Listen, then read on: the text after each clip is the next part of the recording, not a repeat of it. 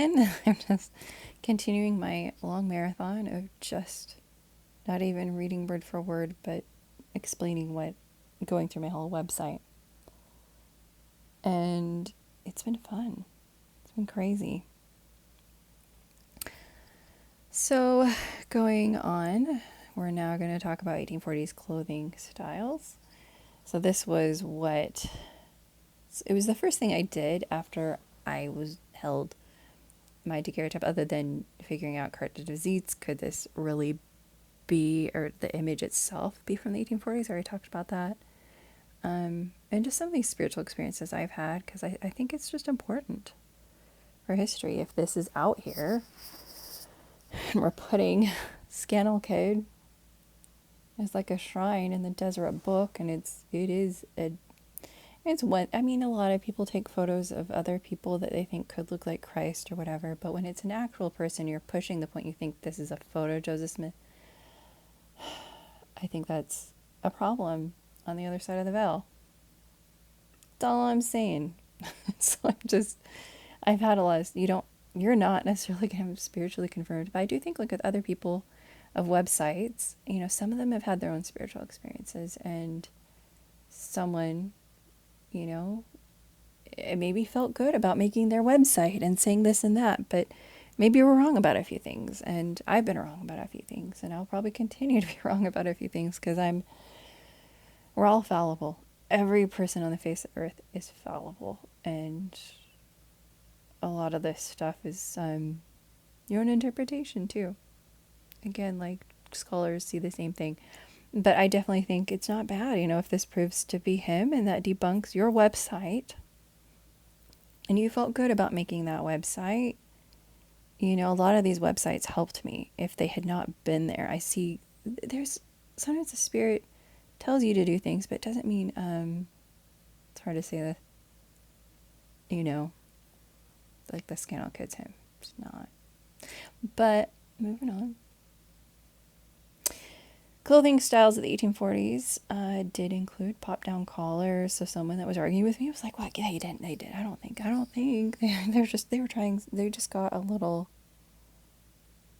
They got pretty passionate, and just a lot of emails bringing up things that they tried.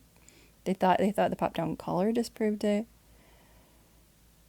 No, but they were usually very high up on the neck. And then when he said he didn't think my guy's collar was high enough on the neck, like it covers his jaw. I don't even think they were looking at my photo, rereading my emails with them. I'm going to close some of this stuff. So I appreciate your patience if you've watched these marathon of videos talking about all the things. I'm just going to do it. But they did include, these are 1840s pictures. That's not really, that's popped up, but that's lower on the neck. But that's a pop down collar, 1840s. Separate piece. Yeah, usually with a separate piece from the shirt. Like even Joseph Smith talks about, they did that even 1832, because they took all of his clothes off of him and left him out in the snow after they beat the crap out of him, and all that was left was his collar. So a separate piece. Not that you needed to know that. A silk scarf is usually wrapped around this separate piece and tied into a bow tie in the 1840s quite often. And so what we've going on here, that was kind of fun, this website builder. See this guy? You can click on that.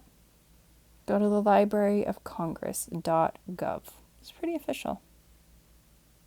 Unidentified portrait of a man, but they know it's an 1845 digital file. So it's 1840s. Joseph Smith died in 1844. Sorry, dude. Pop-down collars were a thing. Popped-up collars stuck around. They popped-up collars were happening in 2003, 2005. And boys at BYU Idaho just thought they were just so pimpin'.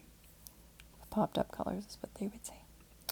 Oliver Cowdery. Unidentified man. I think I have links to these articles that they think it's Oliver. But either way, between 1847, 1860, But Oliver, I think they verified this was like an 1840s picture.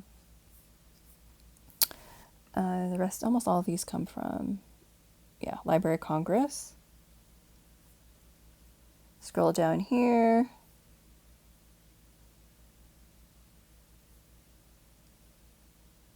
They're saying it's 1842. So this is where, these are verified pictures that I could find from 1842.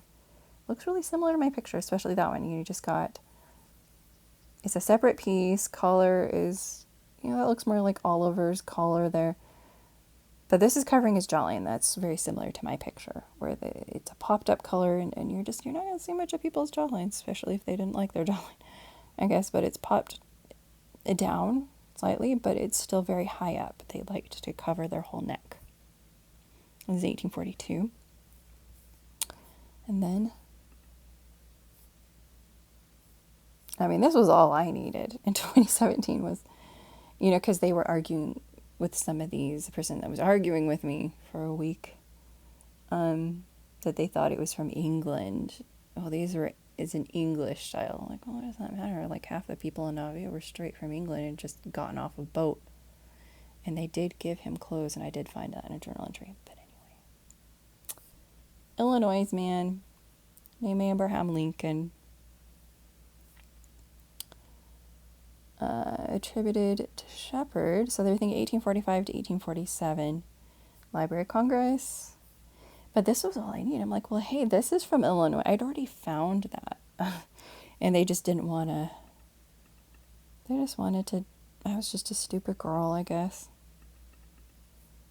It's just kind of like that thing. I could have been wrong about one thing, so then I have to be wrong about everything. Like, is that logical? I think that's the downfall of our society right now. We're all fallible. We're all going to be wrong about little pieces of detail. But just because someone's grammar is off, or they don't know anything about church history because they're not a member of the church, that describes the previous owner of my photo.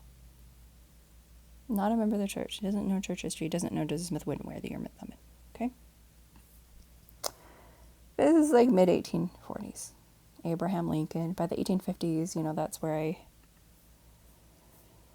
had shown in my very first video after I bought it. But this is clearly a pop-down collar. So I got permission from the Daughters of Utah Pioneers with the Pioneer Memorial Museum. So this is your photography. It is. And then I could put it on my website. Okay, great. There's the pop-down collar. Okay, it was worn by Joseph Smith. And you can see, I especially see how that's flat. I think that's indicative of wearing a collar, a tie that's just wrapped around so tight. See right there, there's his jaw. This is covering his jaw. Light's reflecting right there, so it's hard to tell what's going on that side. But, that's just what they did. It was a separate piece. They take this silk scarf, wrap it around. It's soft by 1850s. It's like a starch tie, and it's not as thick. Does that make sense? The part that goes around the neck, it gets a lot thinner the next succeeding decades from everything I've researched. But he wore that. That was that collar. It's popped down. Oliver Cowdery. So that's where we get this whole, if you're curious about that. That's that daguerreotype, and then you can just read this whole article about an original daguerreotype of Oliver Cowdery. So the Library of Congress, I guess, still says it's unidentified, but here's a BYU Studies article about that. And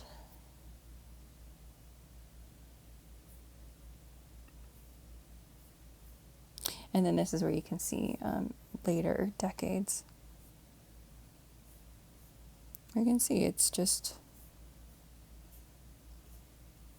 the collar is getting lower. It's in the ties, it's not getting wrapped around. The part that goes around the neck is thinner. So you can just see the succeeding decades, and I was like, well, it's got to be 1840s. I think it really is a distinct 1840s style. And then the vest that was a big whoa. So 1984 Ensign article. You can click on that there if you want, but this is my own photography.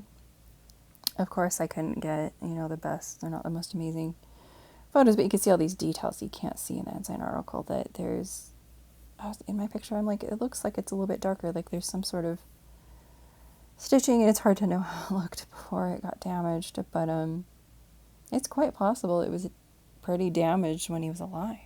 A lot of his clothes were falling apart, according to a lot of people. They would just sit there and watch him, as people were saying, defending him as being super rich and just stealing money, or just having more money than everyone in the church, he wasn't getting a new jacket every week, is one observer's point.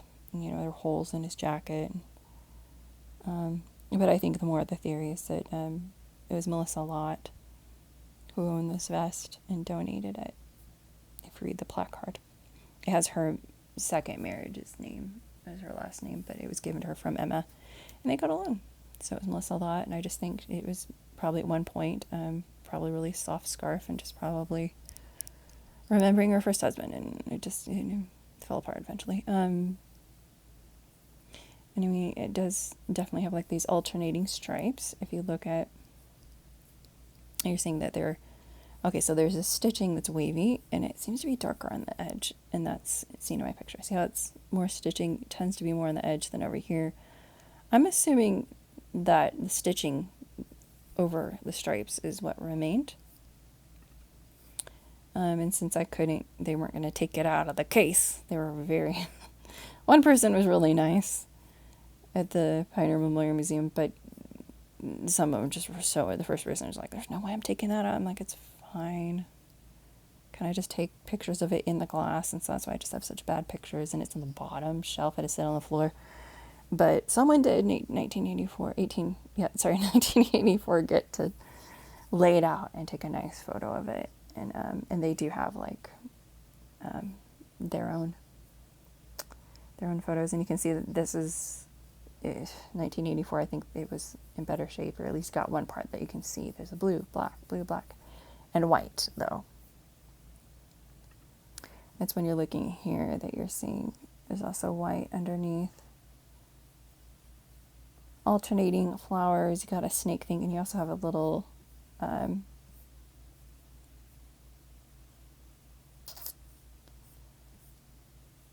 there's that. So the end of this little snake thing, it ended in the middle and came from the edge, and it got like a U shape.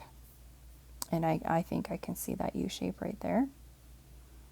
And, they're not, this is definitely stripes. And I think there's quite definitely some decals. That's what I conclude. I think there's some stuff, and just, especially right here, you're seeing it's a lot darker. And I think their design was to do this on the edge, these black swirls coming out. That's what I think. And then we can talk about the ties, bow ties. If you look at these verified, painting and photos of the painting, it's a bow tie. It's kind of tucked into, it's definitely not the same vest in this painting. But I mean, without the Pioneer Memorial Museum, you wouldn't think that he ever wore a striped vest. Definitely bow tie. And there's just a lot button, I think carnation flower. And this is not necessarily something I can see, but you don't see buttons, and you don't see a distinct, like they would just get this tiny little, or just catch there, and so it would look more uniform and flat. Except for some ruffles. I mean, maybe you can see ruffles there. I mean, these are some of the things that are just hard. But I don't think I see buttons, so it could be this that I think his mom made him. That's in the Pioneer. That's in the Church History Museum. And then the lapel. You can see on this side definitely, and the fact that it is that faint, and this goes so far over, and the jacket is just open, and here the jacket is open. The jacket I think is open. I don't think it's button closed. I mean, that's just sort of goes, it's a testament to his style. It does look a little bit shorter on that side. It's hard to tell. But definitely the upper part of the lapel is darker. than the lower part. And you do see that right there, and you do see that right there from Maudsley's painting. So there's the clothing.